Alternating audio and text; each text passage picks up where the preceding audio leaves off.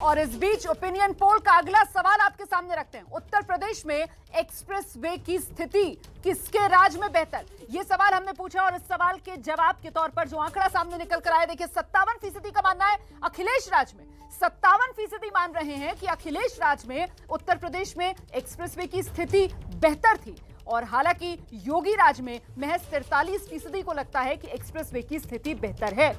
नहीं भूलना चाहिए हमें किस तरीके से इन्हीं एक्सप्रेसवे के जरिए विकास को रफ्तार देते हुए एक वोटों की राजनीति की जो बात कही जा रही थी सत्ताधारी पार्टी से, लेकिन ये ओपिनियन पोल का आंकड़ा। और अगला सवाल आपके सामने, कृषि कानून वापसी से क्या बीजेपी को फायदा या बीजेपी को नुकसान, यह अगला सवाल। और इसके जवाब के तौर पर आप देख सकते हैं 61% को लगता है कृषि कानून वापसी से बीजेपी को फायदा होगा।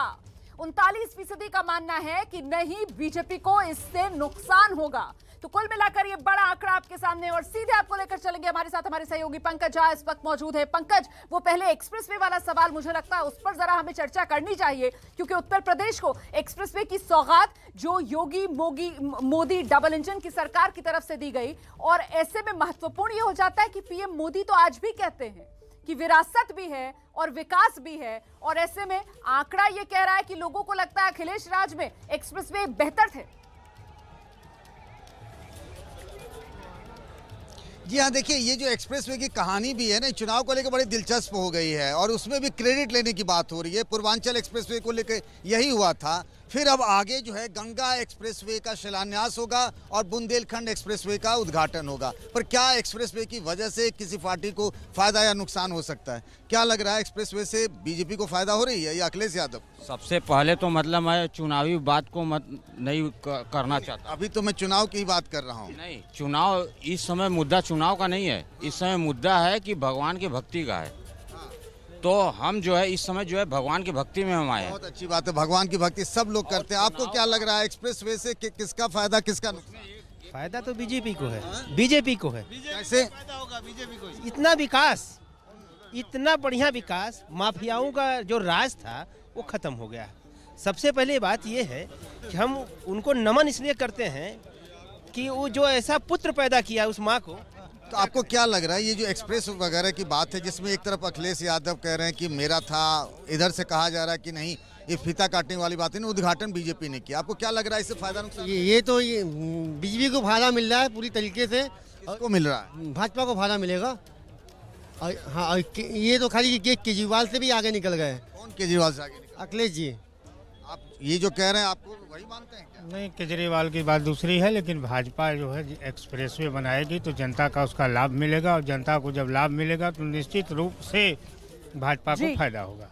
एक्सप्रेसवे तो एक यमुना एक्सप्रेसवे तो उनके टाइम में भी हुआ था अखिलेश यादव। क्या लग रहा है आपको, किसका नफा किसका नुकसान हो सकता है? देखिए, नफा नुकसान तो बीजेपी को बहुत इससे फायदा है। मैं यहाँ पिछले 20 साल से कांवड़ संघ का नेतृत्व दिल्ली से करता आ रहा हूँ। मैं 2018 लास्ट आया था, उसके बाद कोरोना काल की वजह से यहाँ आ नहीं पाया। तो मैं जब आज आके भव्य कॉरिडोर देखा है, कह रहे हैं कि बीजेपी को फायदा है मोटे तौर पे, अधिकतर लोगों की यही राय है। कुछ लोग कहते हैं भक्ति का माहौल है तो भक्ति की बात करें, पर भक्ति के पीछे भी एक टाइमिंग को लेकर बात है, उसके पीछे भी राजनीति की शक्ति तो होती है। रोमाना, बिल्कुल, आप रहिए मेरे साथ, मैं लौटूंगी आपके पास। फिलहाल काशी नगरी पूरी तरीके से योगीमय और मोदीमय नजर आ रही है हमें पंकज झा। इस बीच तस्वीरें भी हम दर्शकों को दिखा रहे हैं, ये वही स्थल जहां पर गंगा आरती होगी। ये दशाश्वमेध घाट की तस्वीर आप देख रहे हैं और ये देख सकते हैं आप क्रूज पर सवार प्रधानमंत्री नरेंद्र मोदी उसी ओर आगे बढ़ते हुए, और उनके साथ बीजेपी शासित राज्यों के मुख्यमंत्री भी इसी में सवार हैं। मतलब उत्तर प्रदेश के मुख्यमंत्री योगी आदित्यनाथ भी इसी क्रूज में प्रधानमंत्री नरेंद्र मोदी के साथ सवार हैं। और ये आप आम लोगों की भीड़ भी यहां पर देख रहे हैं गंगा आरती में शामिल होने के लिए, और साथ ही साथ प्रधानमंत्री नरेंद्र मोदी की एक झलक पाने के लिए लोगों में ये उत्सुकता। ये सीधी तस्वीरें हम आपको दिखा रहे हैं। इस बीच सीधे आपको लिए चलते हैं जरा लखनऊ। अजय दुबे हमारे साथ मौजूद हैं। अजय, इस सब के बीच बड़ा सवाल यही कि लखनऊ में आज जब काशी का जीर्णोद्धार हो रहा है करीब 250 साल बाद, और काशी के शिल्पकार के तौर पर प्रधानमंत्री नरेंद्र मोदी उभर कर सामने आ रहे हैं, तो लखनऊ के मन में क्या है? निश्चित ही लखनऊ के मन में क्या है, बात लगातार सुबह से इसी विषय पे हो रही है। काशी में जो तस्वीरें निकल के आई हैं, अद्भुत एक जो ऐतिहासिक शहर है, सनातन संस्कृति का पुरातन शहर, उस शहर को लेकर लखनऊ के लोग भी बात कर रहे हैं। लखनऊ के लोग साथ में मौजूद हैं और वो राजनेता भी मौजूद हैं जो इसको लेकर आरोप प्रत्यारोप कर रहे हैं। पहले लखनऊ के लोगों के पास चलते हैं। शानदार तस्वीरें अंकल जी आ रही है बनारस से, देखिए आपने कैसी लग रही है तस्वीरें? बहुत अच्छी तस्वीरें हैं। मोदी जी ने जितना कार्य इस वर्षों में किया है उनका बहुत बहुत धन्यवाद। और हम चाहते हैं अगली बार फिर मोदी जी बहुमत में आए, योगी जी बहुमत में आए। हर हर। तस्वीरें कैसी जो आज कैसी लगी तस्वीरें? बनारस की तस्वीरें इतनी भव्य हैं जिसका कोई भी जवाब नहीं है। और आज तक जैसा कि बनारस की पब्लिक भी कह रही है और हम लोग भी सब लोग देख रहे हैं कि इतने सालों में कभी भी बनारस उत्साह बहुत है लोगों में। वो तस्वीरें कैसी थी? लखनऊ में बैठ के टीवी में देखे हैं, बनारस बदला हुआ दिख रहा है। अद्भुत, अविश्वसनीय, जिसकी लोगों ने कल्पना नहीं की थी आज वो हो गया।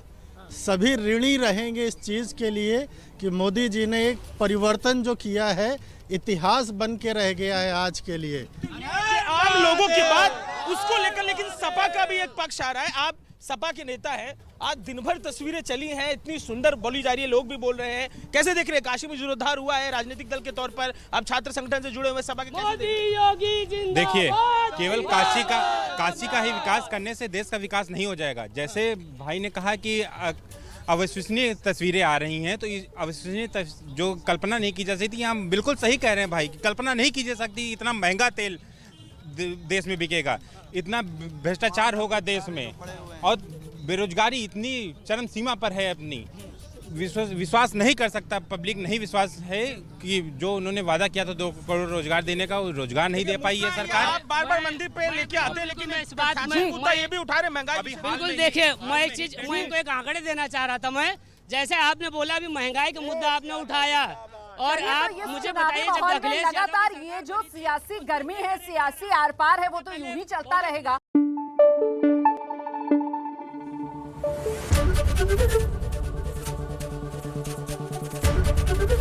एबीपी न्यूज आपको रखे आगे।